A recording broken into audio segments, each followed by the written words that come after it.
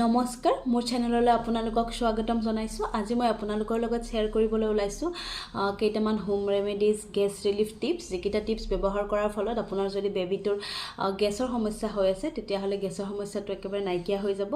গতিকে পলম নকৰি আজিৰ ভিডিঅ'টো ষ্টাৰ্ট কৰোঁ আহক। আৰু যদি আজিৰ ভিডিঅ'টো চাই আপোনালোকে ভাল পায় তেতিয়াহ'লে প্লিজ লাইক কৰিব, আৰু মোৰ চেনেলত যদি আপোনালোক নতুন হয় তেতিয়াহ'লে প্লিজ মোৰ চেনেলটো ছাবস্ক্ৰাইব কৰিব, ওচৰত থকা বেল আইকনটো দবাব যাতে নেক্সট ভিডিঅ' দিলে আপোনালোকে অতি সোনকালে গম পায়। সো পলম নকৰি আজি ভিডিঅ'টো ষ্টাৰ্ট কৰোঁ আহক। ফ্ৰেণ্ডছ, ইয়াক মই লৈ আহিব লগা হৈ গ'ল, মানে আজি ইয়াৰ গাটো বেয়া হৈ আছে। মই ডক্টৰৰ ওচৰতো লৈ গৈছিলোঁ। ইয়াক চৰ্দি হৈছে আৰু অকণমান মানে থ্ৰুট ইনফেকশ্যন হোৱা নিচিনা হৈছে। সেই গতিকে ই কাৰো ওচৰত যাবই বিচৰা নাই, সেইকাৰণে তাক লৈ ল'ব লগা হৈছে।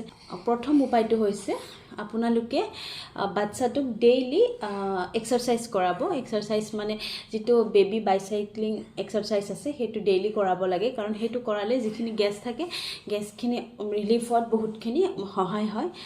নাম্বাৰ 2 হৈছে আমি যদি টামি টাইম দিব পাৰোঁ তেতিয়াহ'লে বাচ্চাটোৰ গেছৰ সমস্যাৰ পৰা মুক্তি পাব পাৰে। টামি টাইমটো বহুত বেছি ভাল হয়, আৰু লগত আপোনালোকে টামি টাইম দিয়াৰ পিছতে আপোনালোকে যদি টামি মাছাজ কৰে তেতিয়াহ'লেও বহুতখিনি গেছৰ সমস্যা সমাধান হয়।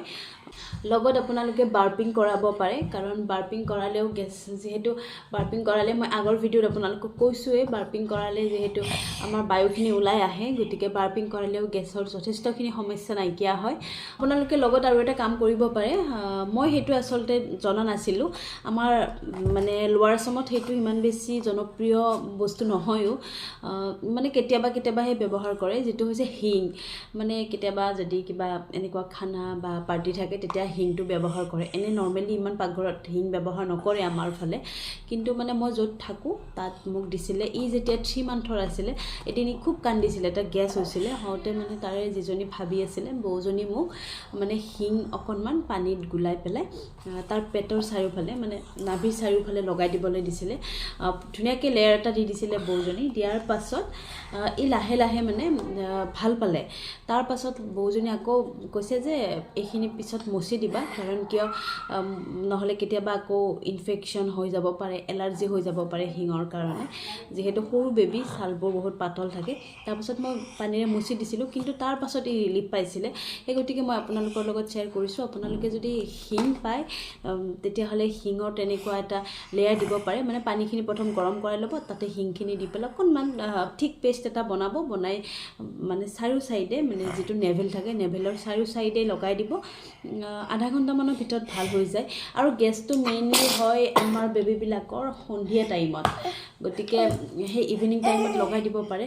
নেক্সটটো হৈছে আমি সদায় কোৱাৰ নিচিনা হৈ থাকে এইটো কথা যে মিঠাতেল, আমি যদি সৰিয়হ তেল নাভিত লগাই দিব পাৰোঁ তেতিয়াও অকণমান গেছৰ সমস্যাটো নাইকিয়া হয়।